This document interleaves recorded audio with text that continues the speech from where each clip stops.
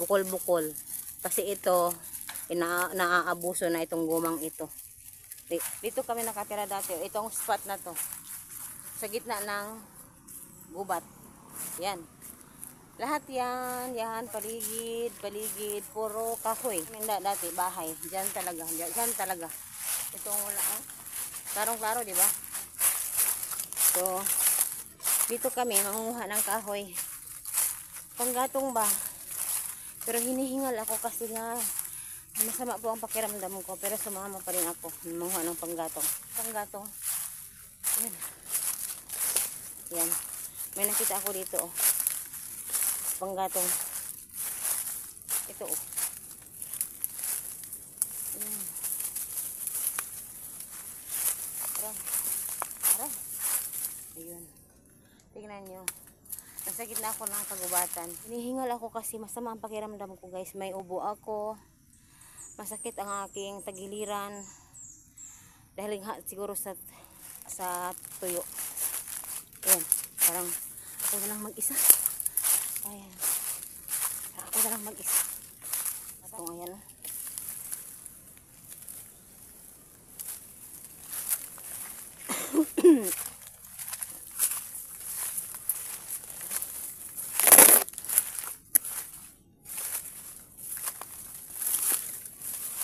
So, hindi nila, itong mga goma, lahat pong puno dito, guys, ay goma, pero hindi nila ginagawa ba? Parang hindi nila, kinultivate yung goma, pinabayaan na lang ng may-ari.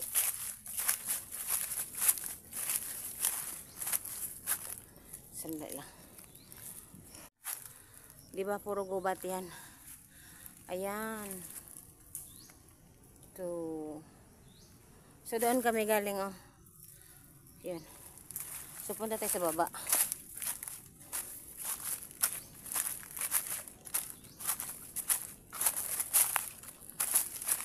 Ayan. Naiwan ako doon mag-isa. Ito ay maliit na sapa. Tingnan nyo, maraming bato, di ba?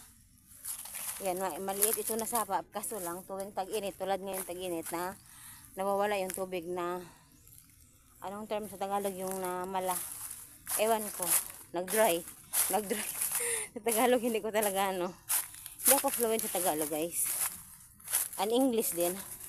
Bisaya kasi ako. Ayan, nandito tayo. May kahoy, may panggatong, guys. Ayan.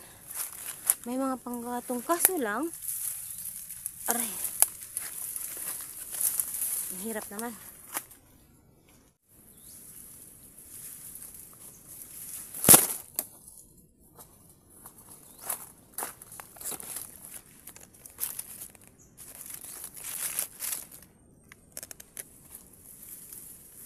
Yung kahoy na malalaki, di ba?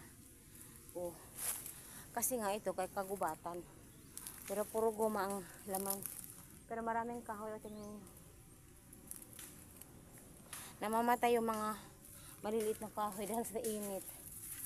Ilang na kasi, parang this February, once lang umulan. Ayan. Ito panggatong nakuha ko. Gawin ko itong tungkod. Punta pa ako dun sa dulo. So dyan, sa sapa yan, sa baba sapa yan. Ang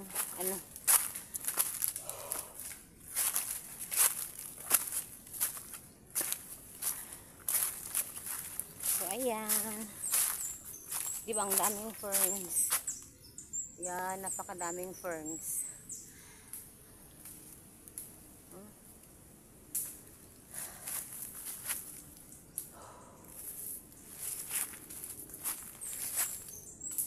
Ang daming mga, hala, nananggot diha.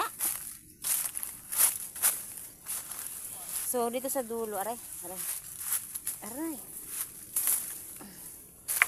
So dito banda, walang malapad yan, walang sobrang lapad, walang ng goma, nagtatrabaho. So dito banda meron na. At tingnan niyo. Malinis kasi ginagawa. At ang ebidensya ito.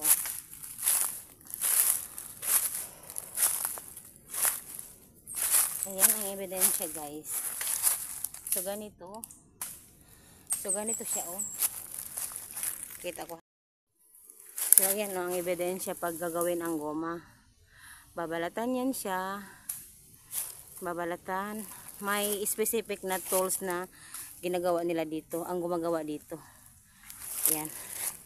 Hanggang dyan, hanggang dyan, hanggang dyan. Tingnan nyo. May dagta na. Siguro kahapon yan. Ayan. Ang daming panggatong. Kasi nga nililinisan nila. Maraming panggatong. Ito. Marami. So, ayan. So, ito ang magandang goma. Ito ang kakasimula pa lang. Tingnan nyo, makinis yung kanyang balat. Di tulad nung pinapakita ko nung una na medyo mabukol-bukol. Kasi yun, grabe na yun ang pinagdaanan ng gomang yun. Inaabuso na yun. Dapat kasi pag magawa ng gomang, ganituhin ba? Ganyan. Aayusin. Kasi makinis ito pag hindi pa. Tapos pag magbabalat siya uli, maganda yung balat na tumutubo ulit kasi ginawa ng tama. Ayan, ginagawa ng tama. Ayan, kanyang dagta. Ayan ang kanyang dagta. So yan, maganda ito kasi simula pa lang gagawin. Oh, maganda pa yung balat. Ayan. Oh, hanggang sa taas maganda pa yung balat. Itulad nito, tingnan niyo. Oh. Bukol-bukol. Kasi ito naaabuso na itong gumang ito. Grabe na pinagdaanan nito. So mahirap ito gagawin ng mahirap babalatan tulad nito kasi bumabukol-bukol nga. So ang ginagawa nila itong paya. Buko shell. Coconut shell pala, charot. So ayan, ito maganda pa. Kasi ayun oh. At ito din oh. Maganda, makinis pa yung balat. Ayan. So, ngayon ay 12:43. Ayan, dito tayo. Marami pang gato.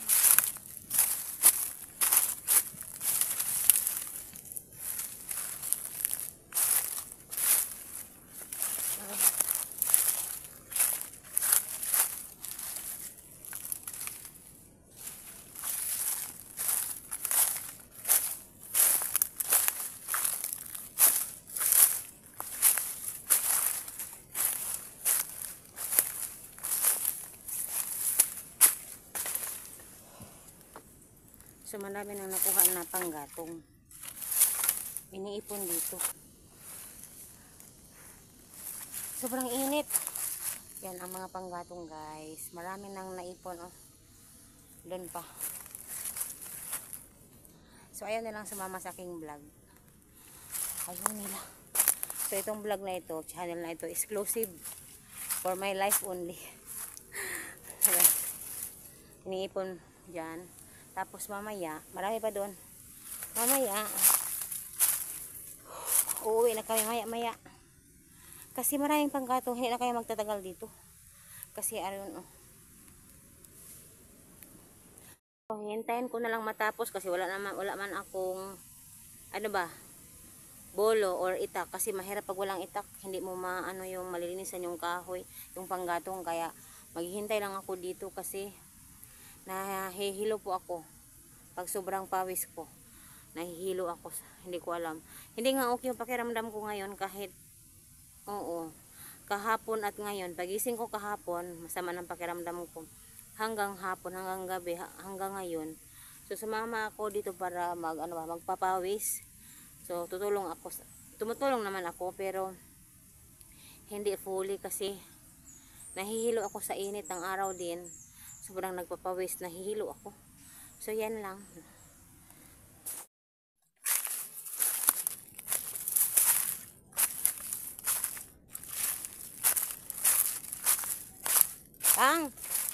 Pang kanang layuan asuba na na.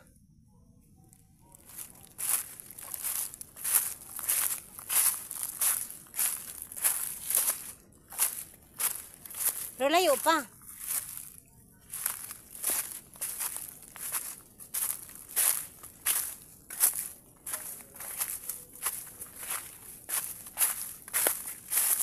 Ayo pa? So dito kami nanganguha ng panggatong sa gitna ng kagubatan. Ayan. Walang bahay dito. Puro kahoy. Kahoy at mga puno ng kahoy at mga damo. Goma, coconut. Damo.